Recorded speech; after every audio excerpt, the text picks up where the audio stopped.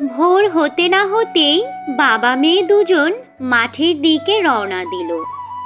ছোট্ট পারভিন পায়ে শিশিরে ঠান্ডা লাগছে, কিন্তু তবুও সে খুশি। মাঠে পৌঁছে ফারদিন তরমুজগুলো দেখতে লাগলেন। এবার সত্যি অনেক ভালো ফলন হয়েছে। বড় বড় সবুজ টকটকে তরমুজ মাঠ জুড়ে ছড়িয়ে আছে। মা, পারভিন, দেখেছিস এবার কত সুন্দর তরমুজ হয়েছে? বাজারে নিয়ে গেলে অনেক ভালো দাম পাবো। হ্যাঁ বাবা, এত বড় বড়, আমি কি একটা ধরবো? ধর ধর, কিন্তু সাবধানে, পড়ে যাবি না। বাবা, পাশে জমিতে হালিম কাকার তরমুজগুলো দেখো, কত ছোট ছোট। হ্যাঁ, হালিমের জমিতে প্রতি বছরই এমন হয়। সে ঠিকমতো যত্ন করে না। বাবা, তাহলে সে বাজারে কি বিক্রি করে? সেটা সে জানে। চল, কাজ শুরু করি। দিন গড়াতে লাগলো।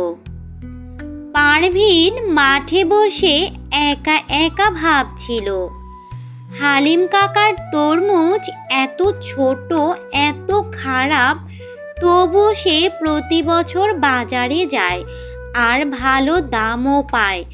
এটা কিভাবে সম্ভব? হঠাৎ পারভিনের চোখ গেল হালিমের দিকে। সে তার জমি থেকে এদিক ওদিক তাকিয়ে ফারদিনের জমির দিকে একটু এগিয়ে এলো, তারপর আবার সরে গেল।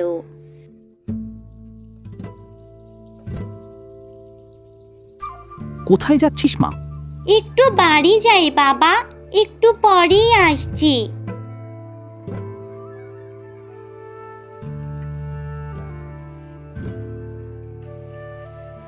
বাড়ি থেকে সে তার পুরনো লাল রঙের কলমটা নিয়ে এলো। তারপর একটু একটু করে প্রতিটা তরমুজের কাছে গেল, আর নিচের দিকে যেখানে তরমুজ মাটি ছুঁয়ে থাকে সেখানে ছোট্ট করে একটা করে জবা ফুল এঁকে নিল। এইটা কি করছিস মা? তরমুজের নিচে আঁকা আঁকি কেন? বাবা, প্রতি বছর আমাদের ভালো তরমুজ কোথায় যায় জানো? মানে? বাবা, আমার মনে হয় কেউ আমাদের তরমুজ চুরি করে নিয়ে যায়। তাই আমি প্রতিটা তরমুজের নিচে আমাদের চিহ্ন এঁকে রাখছি। জবা ফুল, এটা আমাদের তরমুজের পরিচয়। কেউ না তুললে দেখতেই পাবে না। কিন্তু মা, এতে কি হবে? চোর কি ধরা পড়বে? বাবা, চোর যদি আমাদের তরমুজ নিয়ে বাজারে বেচতে যায় আর কেউ যদি তরমুজ উল্টে দেখে, তাহলে ধরা পড়ে যাবেই। তুই ছোট হলেও মাথায় অনেক বুদ্ধি রে মা। বাবা, বুদ্ধি থাকলে বড় অস্ত্রের দরকার নেই। একদিন পারভিন মাঠে বসে তরমুজে ফুল আঁকছে, এমন সময় পাশ থেকে হালিম এলো। কি করছো মা পারভিন? তরমুজে কি আঁকছো? কিছু না কাকা, এমনি আঁকছি। তোমাদের তরমুজ এবার অনেক ভালো হয়েছে দেখছি। হ্যাঁ কাকা, আপনার তরমুজও কি ভালো হয়েছে এবার? হ্যাঁ হ্যাঁ, আমারটাও ভালোই হয়েছে। পারভিন মনে মনে হাসলো, কারণ সে জানে হালিম কাকার তরমুজ একটুও ভালো হয়নি। অবশেষে ফসল তোলার দিন এলো। বাবা মেয়ে দুজন মিলে মাঠ থেকে বড় বড় তরমুজ তুলে মোটা বস্তায় ভরলেন। অনেক কষ্টের কাজ, কিন্তু দুজনেই আনন্দে কাজ করলেন। বাবা, এই তরমুজটা দেখো কত বড়। হ্যাঁ মা, এবার সত্যি অনেক ভালো ফলন হয়েছে। বাজারে নিয়ে গেলে অনেক টাকা পাবো। বাবা, টাকা পেলে আমাকে একটা নতুন রঙের বক্স কিনে দেবে। অবশ্যই দেব মা। তুই না থাকলে কি আর এত তরমুজ টিকতো? বাবা, ভয় নেই, এবার আমাদের তরমুজ আমরাই বিক্রি করব। বস্তাগুলো বাড়ির উঠোনে রেখে রাতে দুজন ঘুমিয়ে পড়লেন। সেই রাতে যখন গ্রামের সবাই ঘুমে, চারদিক অন্ধকার, হালিম চুপি চুপি বের হলো। প্রতি বছরই নিয়েছি, এবারও নেব। ফারদিন কিছুই বোঝে না। সে পায়ের শব্দ না করে পারভিনদের উঠানে ঢুকলো। বস্তার কাছে গিয়ে একটা একটা করে ভালো তরমুজ বের করে নিজের বস্তায় ভরতে লাগলো, আর সেখানে রেখে গেল তার নিজের পচা ছোট তরমুজগুলো। এবারও কেউ কিছু বুঝবে না, বাজারে নিয়ে গেলেই হলো। পরদিন ভোরবেলা বাজারের দিন। এইদিকে পারভিন আর ফারদিনও তাদের বস্তা নিয়ে রওনা দিলেন। পারভিন, আজকে কিন্তু অনেক ভালো দাম পাবো আমরা। হ্যাঁ বাবা, আমিও সেটাই ভাবছি।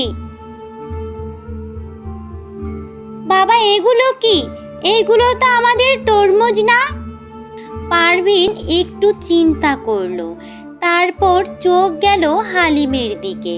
সে দেখলো হালিম অনেক তাড়াতাড়ি তরমুজ বিক্রি করছে, যেন কোনো তাড়া আছে।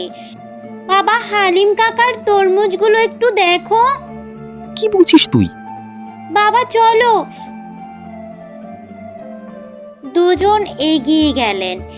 একজন ক্রেতা তখন হালিমের কাছ থেকে একটা তরমুজ হাতে নিয়ে দেখছিলেন। ভাই, একটু কষ্ট করে তরমুজের নিচটা দেখবেন। নিচটা কেন? একটু দেখুন না। এই দেখো জবা ফুল, এটা আমি এঁকেছি, এটা আমাদের তরমুজ। বাজারের মানুষজন থেমে গেল। একজন দুজন করে সবাই এগিয়ে এলো।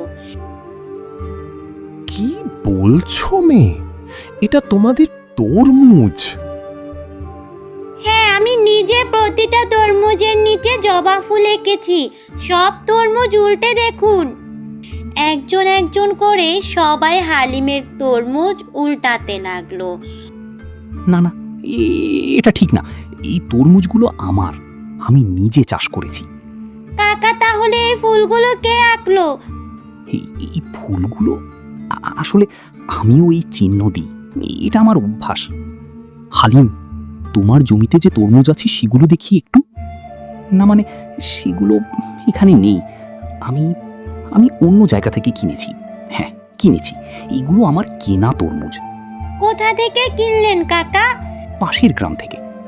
কোন গ্রাম, কার কাছ থেকে? নাম মনে নেই এখন। নাম মনে নেই? কত টাকায় কিনলে? দাম দাম একটু ভুলে গেছি। সেটাও মানে অনেকগুলো।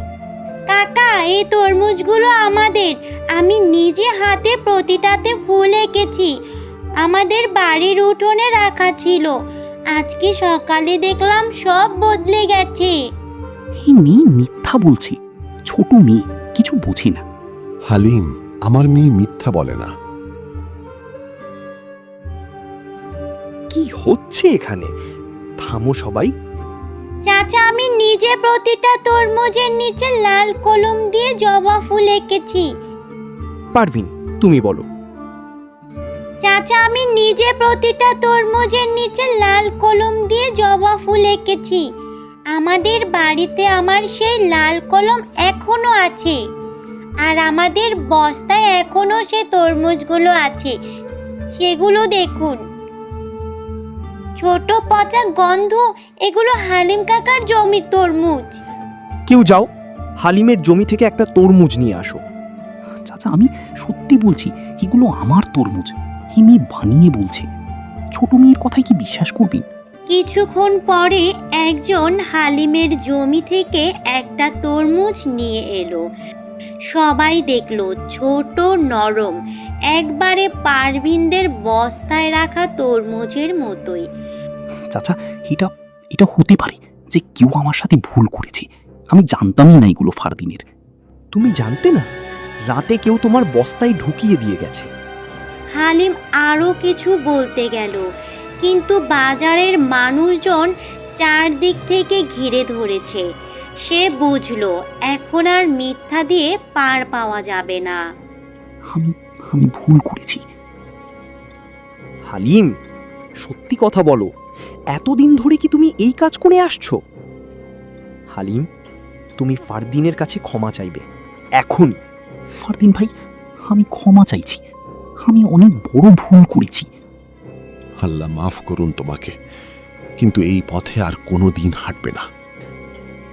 হালিমের সব তরমুজ ফারদিনকে ফিরিয়ে দেওয়া হোক। আর হালিম, এই বাজারে তোমার আর আশা হবে না। সেই দিন থেকে গ্রামের সবাই পারভিনকে চিনত আর মনে মনে ভাবতো একটা ছোট্ট জবা ফুলই পারে সত্যিকে সামনে নিয়ে আসতে।